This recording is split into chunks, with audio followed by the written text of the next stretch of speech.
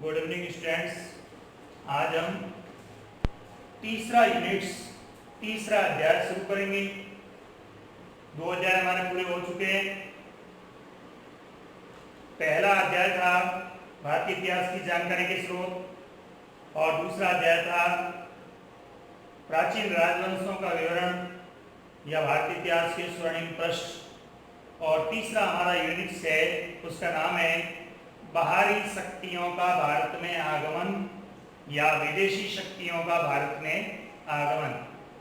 देखिए, बाहरी शक्तियों का भारत में आगमन किस समय होता है? तो बाहरी शक्तियों का आगमन हमारे देश में होता है मौर्योत्तर काल यानी मौर्यों के बाद।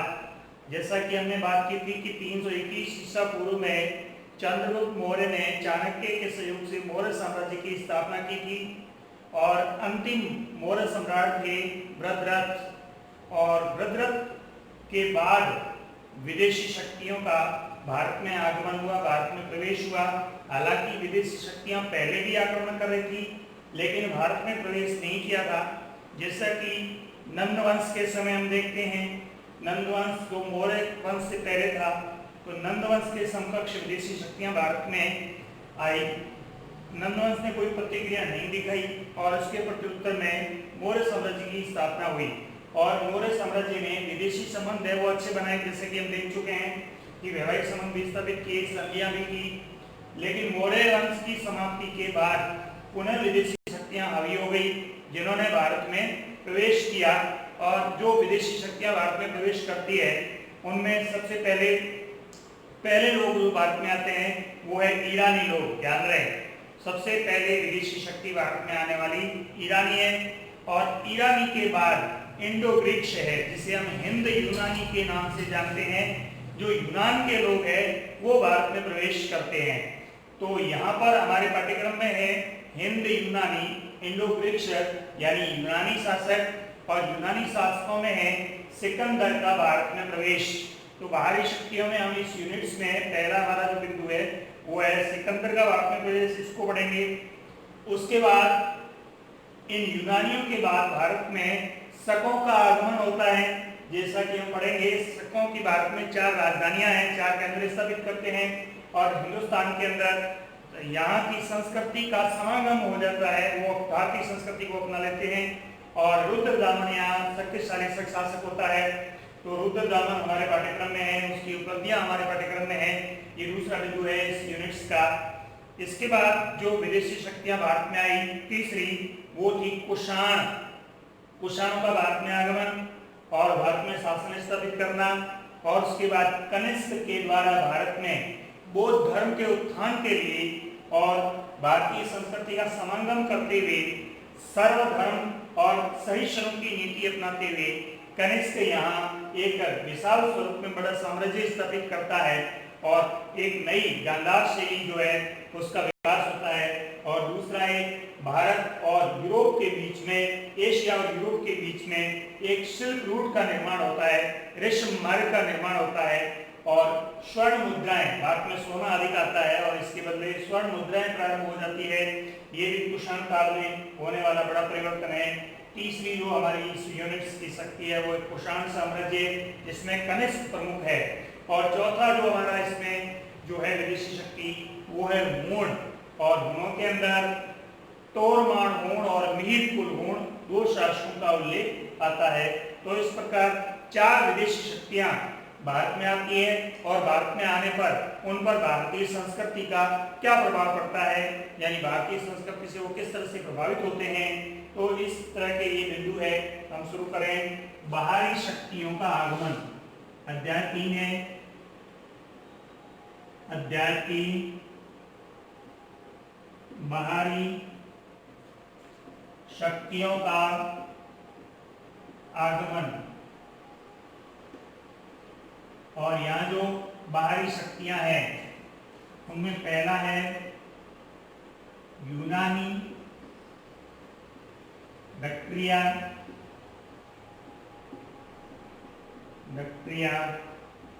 क्षेत्र है बैक्ट्रिया, यूनानी शक्ति का आगमन।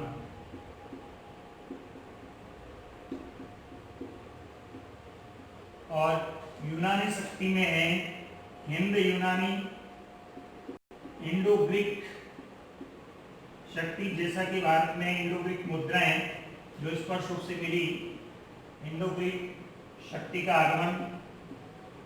और सबसे पहला बिंदु है वो है सिकंदर का भारत में आक्रमण।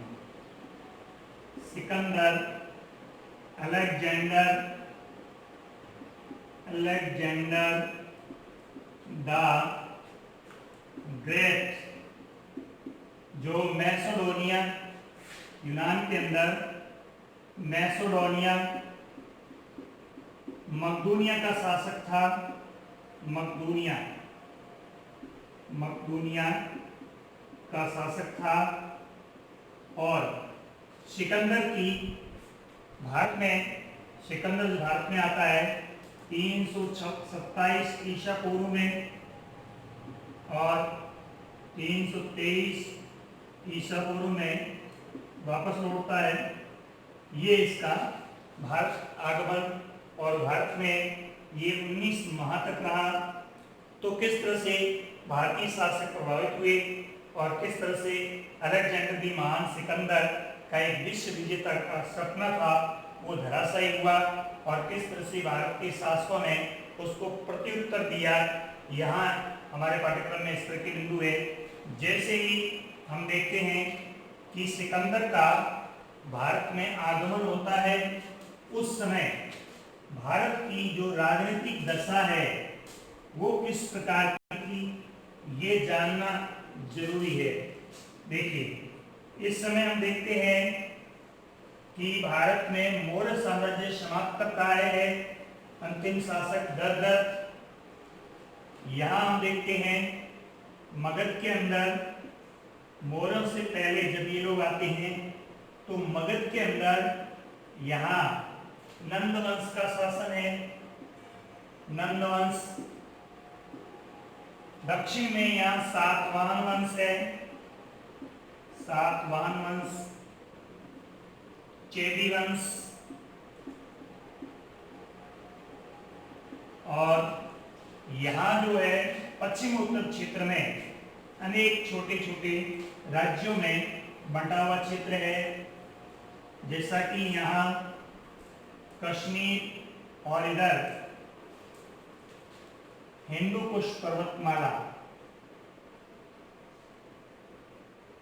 हिंदू कुश पर्वतमाला, हिंदू कुश पर्वतमाला अफगानिस्तान में है। और यहाँ खैबर की दर्रा है, खैबर की दर्रा, इधर काबुल की घाटी है, काबुल की घाटी, इधर तक्षशिला राज्य है, तक्षशिला, यहाँ अभिशार राज्य है, अभिशार, सिंधु नदी जो है, सिंधु नदी, और झेलम नदी, चिनाब नदी, और व्यास नदी। ये जो नदियां हैं, व्यास नदी, झेलम, चिनाब, उसके बाद झेलम, उसके बाद सिंधु। और यहाँ पर ये जो क्षेत्र है, इस क्षेत्र में मालव राज्य, मालव राज्य, शूद्रक राज्य,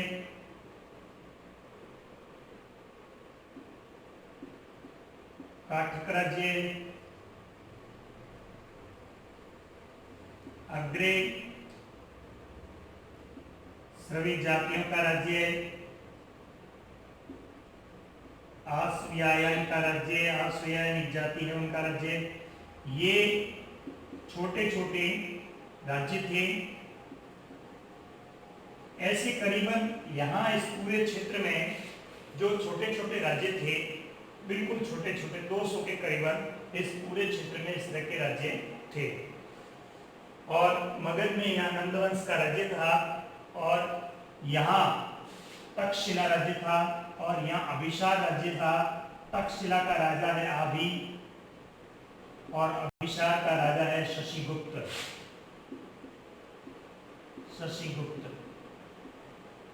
और फिर यहाँ पंजाब झेलम नदी है, जो झेलम नदी इसके यहाँ इसके झेलम और चिनाब के बीच का जो क्षेत्र है, यहाँ जो राज्य है वो राज्य है पौरस का राज्य, राजा पौरस का पौरव राज्य। राज्य का नाम है पौरव राज्य, राजा पौरस का राज्य। देखिए, जैसे ही भारत में सिकंदर का प्रवेश होगा उस समय भारत की क्या राजनीतिक स्थिति है। सबसे पहले हम देखते हैं कि राजा फिलिप का बेटा है सिकंदर।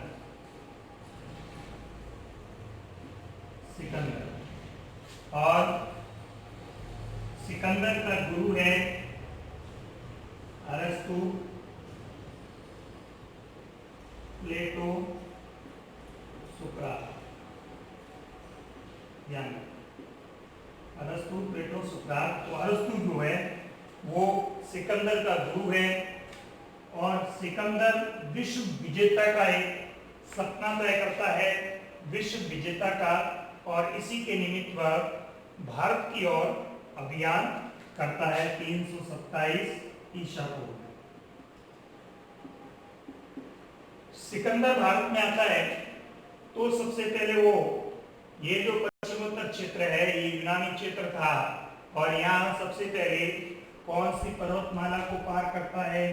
हिंदू कुश पर्वतमाला को पार करता है, ये ध्यान रखना। और उसके बाद कौन सी दर्रा से भारत में आता है? खैबर की दर्रा से भारत में आता है। फिर सबसे पहले कौन सी नदी को पार करता है? सिंधु नदी को पार करता है। उसके बाद फिर सिकंदर के सहयोगी राज्य कौन कौन से हैं? तो यहाँ दो राज्य है, एक तक्षशिला और एक अभिशार। तक्षशिला के राजा आभि है और अभिशार के राजा शशिगुप्त है। और तीसरा जो राज्य यहाँ है वो है राजा पौरस का राज्य, पौरव राज्य। देखिए, राजा पौरस का जो राज्य पौरव है ये शक्तिशाली था और इस पौरस के राज्य में अभिशार में और तक्षशिला में आपस में बनती नहीं थी, आपस में फूट थी। तो ये अभिशार राज्य और तक्षशिला राज्य यानी राजा आभि और राजा अभिशार जो इस पौरस के राजा को पराजित करना चाहते थे और इसलिए आभि और शशिगुप्त ने यहाँ पर देशद्रोही की भूमिका निभाई। ध्यान रखना, परीक्षा में पूछा जाता है कि सिकंदर के भारत आगमन के समय देशद्रोही की भूमिका निभाने वाले शासक कौन कौन से हैं? तो शशिगुप्त और आभि। शशिगुप्त और आभि क्या करते हैं? सिकंदर को भारत में आने के लिए आमंत्रित करते हैं, सिकंदर को भारत में आने के लिए रास्ता दिखाते हैं और रास्ता दिखाने का और भारत में उन्हें बुलाने का उद्देश्य क्या है?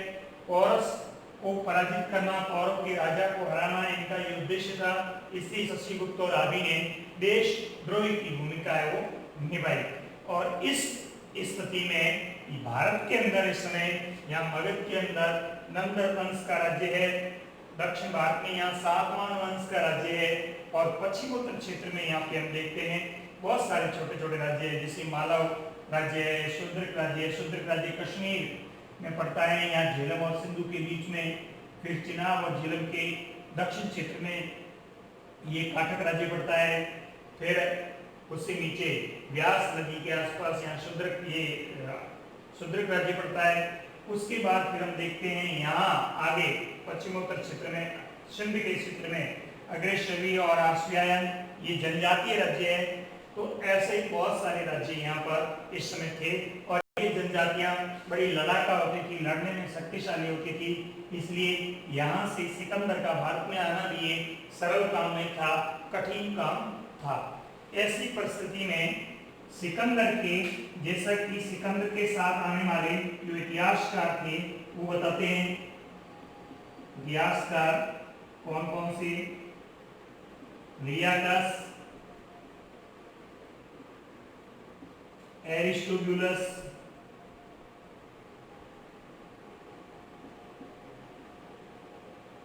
एरिस्टोबुलस ऑनेसिक्रेटस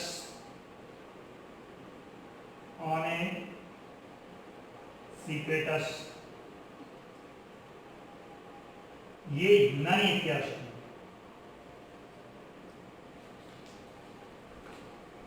एरियन भी है, स्ट्रेबो भी है, प्लूटार्क भी है, वो भी यूनानी इतिहासकार है, वो आधुनिक इतिहासकार रहे हैं।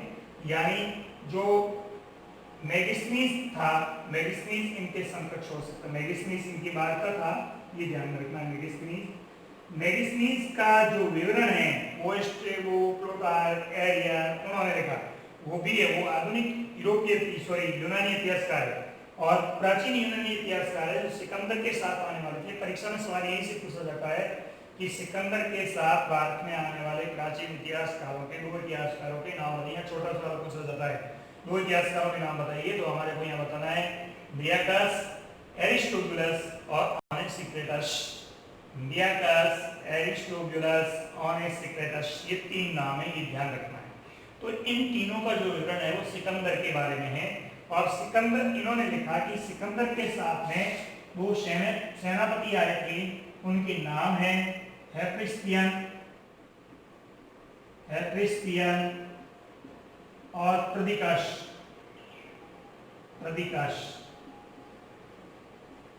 हालांकि लियाकस एक सेनापति था, नौ सेनापति था, सिकंदर का नौ सेनापति था। ध्यान रखिए, दो सेनापति है सिकंदर के, एक हेफेस्टियन और एक प्रदिकाश। ध्यान रहे, सिकंदर इनको अपने साथ लेके आया था, लेकिन जैसे ही सिकंदर ने केबर की दर्रा पार की, हिंदू कुश पर्वतमाला पार की, तो सिकंदर स्वयं स्थल मार्ग से चलने लगा और इनको जल मार्ग यानी सिंधु नदी और उसके आसपास यहाँ से भेजना शुरू किया, ताकि कहीं जल नदी पार करने के लिए रास्ता मिल जाए, लेकिन कोई रास्ता नहीं मिला। तक्षशिला के पास यहाँ पर एक क्षेत्र है, वली का क्षेत्र, वली का क्षेत्र, पास का क्षेत्र और एक निशा का क्षेत्र। तीन राज्य है यहाँ पहाड़ी इलाकों में, वली का राज्य, पास का राज्य और निशा का राज्य। जैसा कि निशा का राज्य गौरियों का राज्य था, सल्तनत युग में भारत में गौरी राजवंश आता है, जैसे मोहम्मद गौरी आता है, वही निशा के क्षेत्र का निवासी था। तो निशा की गौरियों का क्षेत्र, पास का क्षेत्र, वली का क्षेत्र, ये क्षेत्र पड़ते हैं। जैसे ये काबुल घाटी से पार होकर केबर दर्रा से पार आता है, तो यहाँ पर इन जातियों से संघर्ष करता है और इन जातियों को अपने कब्जे में ले लेता है। और उसके बाद फिर तक्षशिला के पास यहाँ अभी जो है इन्हें यहाँ रास्ता देता है, और फिर ये हेफेस्टियन और प्रदिकाश के सहयोग से सिंधु नदी पर एक पुल का, लकड़ियों का पुल बनाते हैं, पुल का निर्माण करते हैं। और पुल का निर्माण करने के बाद फिर पूरी जो सेना है वो इस पुल से होते हुए तक्षशिला आती है, और तक्षशिला में राजा आदि है वो उनका स्वागत करते हैं। और उसके बाद राजा अभिसार राज्य के राजा शशिगुप्त भी भेंट स्वरूप को सामग्री देते हैं, और यहाँ जाकर इनसे मिल जाते हैं और इन्हें निमंत्रण देते हैं कि राजा पौरश को कैसे भी हो पराजित किया जाए। इस तरह से भारत के ही शासकों ने सिकंदर को भारत में प्रवेश दे दिया, भारत में आगमन हो गया। यहाँ हमें देखना ये है कि एक राज्य है अश्वायन राज्य, यहाँ के राजा थे अष्टक। ध्यान रहे, राजा अष्टक में यहाँ जैसी ये यूनानी शक्ति आती है तो उन्हें कड़ा संघर्ष करना पड़ता है राजा अष्टक को, और सिकंदर घायल हो जाता है, ऐसी अवस्था में पहुंच जाता है और उनकी सेना को बड़ा नुकसान होता है। इतनी शक्तिशाली जनजातियां हैं, तो इससे क्या हो रहा है, इससे एक प्रभाव ये पड़ता है कि सिकंदर की जो यूनानी सेना है वो सेना डर जाती है और वो आगे बढ़ने से मना करती है। लेकिन जैसे तैसे करके वो झीलम नदी के किनारे लाते हैं, यानी चिनाब और झीलम के बीच में यहाँ अपनी सेना का बड़ा पड़ाव डालते हैं, क्योंकि यहाँ पर जो ये पौरश का राज्य है, यहाँ पड़ाव डालते हैं। लेकिन सिकंदर पौरश की शक्ति को समझता इसलिए है क्योंकि सिकंदर जैसी तक्षशिला आया राजा अभी और शशिगुप्त के पास, तो इन्होंने बताया कि पौरश जो है बहुत शक्तिशाली राजा है और वह हमारा दुश्मन है, आप उनके राज्य को जीते।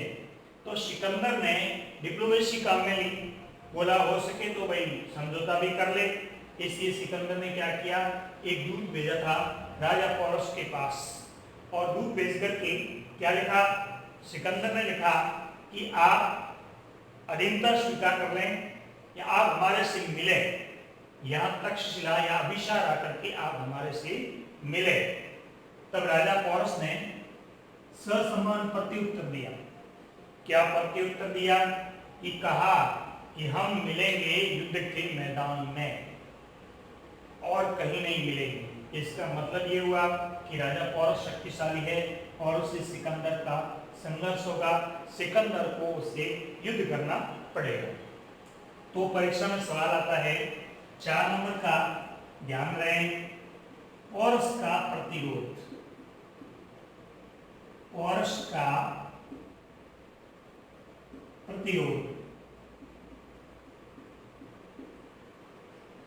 पोरस किस तरह से प्रतिरोध करता है सिकंदर का। अब देखिए यहाँ चिनाब और झेलम नदी के बीच में और झेलम नदी के किनारे, ध्यान रहे, झेलम नदी के किनारे वर्षा ऋतु का इंतजार किया जाता है सिकंदर के द्वारा, और यहाँ सेना पड़ाव डाल लेती है, क्योंकि अगर खुले मैदान में अभी युद्ध करेंगे तो सिकंदर हार सकता है, और बाद में यदि दलदल ज्यादा हो जाएगा तो फिर जीतना आसान रहेगा। आसान इसलिए रहेगा क्योंकि इनके पास हाथी है, राजा पोरस के पास हाथी है, और हाथी जो है वो दलदल में चल नहीं पाते हैं, उनके पांव घिसने लग जाते हैं, वो गिर जाते हैं। तो ऐसी अवस्था में ऐसा ये अवसर ढूंढ रहा था, मौका देख रहा था, इसी सेना का पड़ाव डाला गया। और जैसे ही वर्षा ऋतु हुई और नदियों ने अपना बहाव बढ़ाया और यहाँ दलदल हुआ, कीचड़ हुआ, और उसी समय उसने झेलम नदी को पार करके और आक्रमण करने की योजना बनाई, और इसी ताक में था कैसा भी हो मौका मिले। और इसी ताक में रात्रि के समय सिकंदर अपनी सेना को झेलम नदी से आगे बढ़ा लेता है, और सवेरे होने पर राजा पोरस की सेना पर आक्रमण कर दिया जाता है और युद्ध होता है। युद्ध का नाम है हाइडेस्पीस का युद्ध, ध्यान रखें।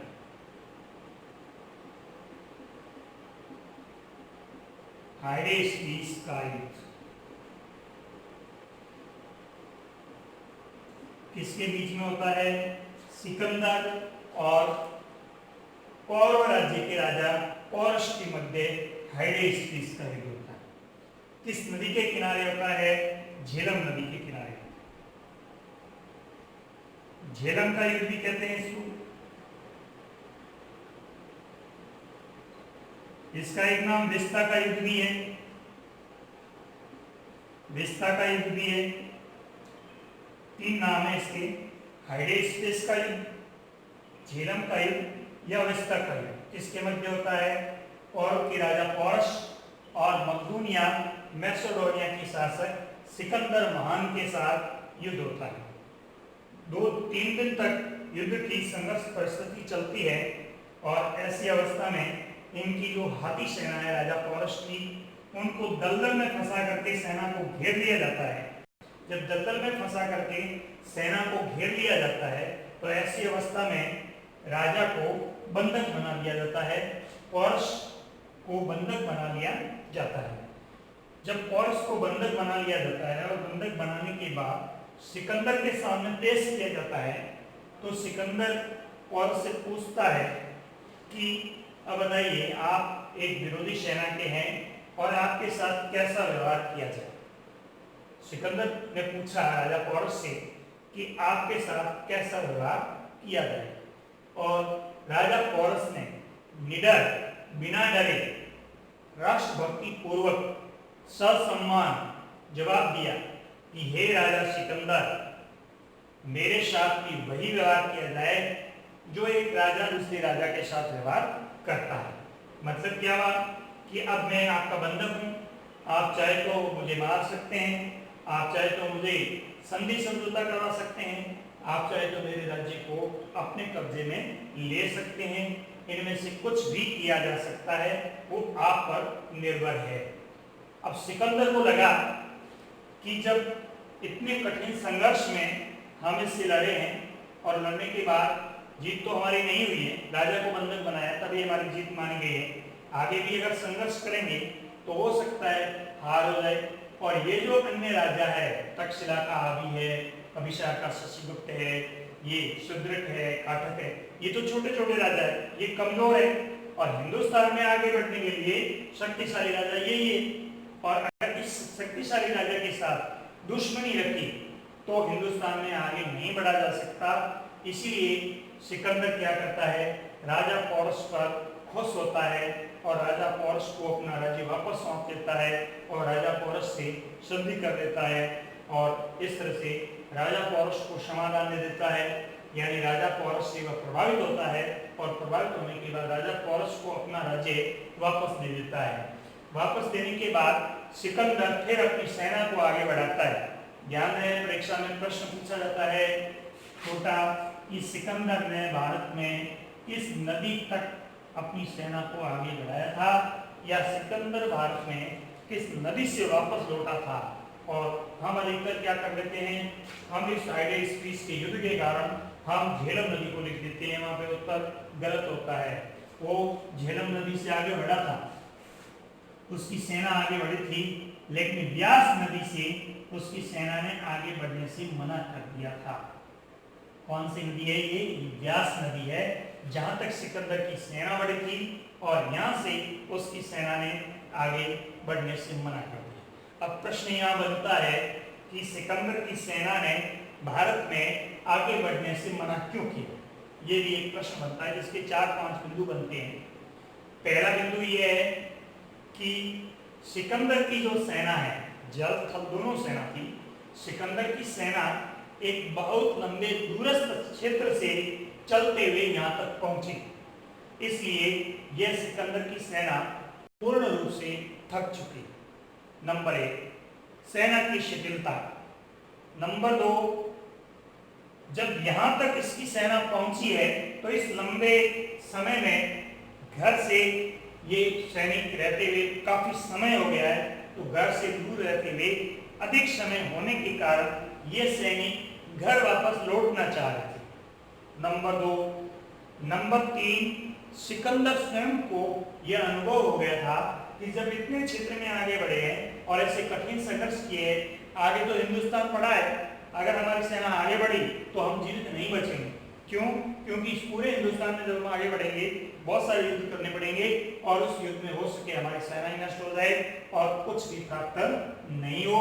ऐसी परिस्थितियों को देख करके और व्यास नदी से सिकंदर ने अपनी सेना को वापस रिटर्न किया, अर्थात वापस लौटा। सिकंदर का वापस लौटना, यहाँ से कुछ सवाल पूछे जा सकते हैं कि लौटते समय कौन कौन सी जनजातियों से संघर्ष हुआ था। तो यहाँ जान रहे हैं, आते समय मालव जाति से, शूद्र जाति से और काठक जाति से ये संघर्ष हुआ, आसुलायन से भी संघर्ष हुआ, लेकिन जाते समय विशिष्ट 2 जातियों से संघर्ष हुआ। एक अग्रेशर्वा जाति और दूसरी है आशियायन जाति। ये सिंध के क्षेत्र में काबुल की घाटी के आसपास ये जनजाति थी अग्रेशर्वी, और इस सिंध के इस हिंदू कुश पर्वतमाला के पूर्व में, सिंध के पश्चिम में यहाँ पर ये आसुलायन जाति थी। तो वापस लौटते समय सिकंदर ने क्या किया, अपनी सेना का 2 भाग कर दिया। अपनी सेना को तो भेजा जल मार्ग से कि वह सिंधु होते हुए आगे फिर समुद्री मार्ग से सेना जो है वो चली जाएगी, और स्वयं है वो वापस स्थल मार्ग से रवाना, और स्थल मार्ग से रवाना हुआ और वापस वही खैबर की दर्रा को पार किया, काबुल को पार किया और आगे बेबीलोन गया। जान रहे हैं बेबीलोन के महल है सूसा के महल, सूसा और एक बतना के महल।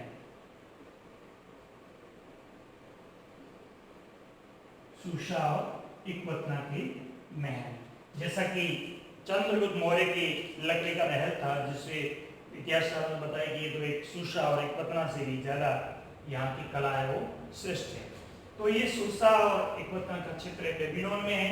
सिकंदर बेबीलोन में पहुंचता है और 323 ईसा पूर्व में यहाँ पर सिकंदर की बेबीलोनिया के अंदर मृत्यु हो जाती है और एक सिकंदर का दौर है वो भारत में खत्म हो जाता है। एक बार पुनः इस पर से देख लेते हैं, सिकंदर के भारत आगमन के समय भारत की राजनीति की स्थिति किस प्रकार की थी। तो हमें देखना है कि सिकंदर के भारत के आगमन के समय यहाँ मौर्य साम्राज्य समाप्त प्राय था। अंतिम शासक जो वृद्धरथ था वो था, लेकिन ये उत्तर मौर्य काल के शासक थे, वो शक्तिशाली नहीं थे। मगध के अंदर नंद वंश का राज्य था, वो भी समाप्त प्राय था। उसके बाद पश्चिमोत्तर क्षेत्र में पौरस का राज्य, पौरव शक्तिशाली राज्य था। इसके अलावा अन्य जो राज्य थे, अभिसार में शशिगुप्त शासक था, तक्षशिला में आदि शासक था और जनजातीय राज्य थे, मालव राज्य, शूद्रक राज्य, काठक राज्य, अग्रसेनी राज्य, अश्वलायन राज्य। ये राज्य थे, अर्थात भारत जो है वो अनेक छोटे छोटे राज्यों में विभाजित था और ऐसी स्थिति में सिकंदर को भारत में आगमन का मौका मिला। दूसरा प्रश्न कि सिकंदर को भारत में किसने आमंत्रित किया। हमारा उत्तर होगा अभिसार के राजा शशिगुप्त और तक्षशिला के राजा आदि ने सिकंदर को भारत में आगमन किया। तीसरा प्रश्न, सिकंदर भारत में किस दर्रा और किस पर्वत से आया। सिकंदर भारत में हिंदुकुश पर्वत खैबर की दर्रा को पार करके आया। सिकंदर का भारत आगमन के समय कौन कौन सी जातियों से संघर्ष हुआ। मालव जाति, शूद्रक जाति, काठक जाति। उसके बाद सिकंदर ने भारत में राजा पौरस के साथ कौन सा युद्ध लड़ा। हाइडेस का युद्ध लड़ा। इस नदी के किनारे लड़ा, झेलम नदी के किनारे या विस्ता नदी के किनारे। विस्ता को झेलम, पुराना नाम विस्ता है, नया नाम झेलम। इस किनारे हाइडेस का युद्ध राजा पौरस के साथ लड़ा गया। राजा पौरस के साथ सिकंदर ने कैसा व्यवहार किया। जैसा एक राजा दूसरे राजा के साथ व्यवहार करता है वैसा ही सिकंदर ने व्यवहार किया, अर्थात पौरस को ससम्मान अपना राज्य है वो पुनः सौंप दिया। सिकंदर अंतिम रूप से भारत में किस नदी के किनारे तक पहुंचा था। व्यास नदी के किनारे तक पहुंचा था। सिकंदर की व्यास नदी के किनारे पहुंचने के बाद उसके सेना ने भारत में आगे बढ़ने से मना क्यों किया, जो कारण बताए जा चुके, 4-5 कारण हैं। उसके बाद सिकंदर के पुनः लौटते समय किस जनजाति से संघर्ष हुआ, तो अग्रसेनी जनजाति और अश्वलायन जनजाति राज्यों से कड़ा संघर्ष हुआ और यहाँ सिकंदर की सेना को बहुत बड़ा नुकसान हुआ। उसके बाद सिकंदर की जो सेना वापस लौटी उसमें सेना के 2 भाग कर दिए।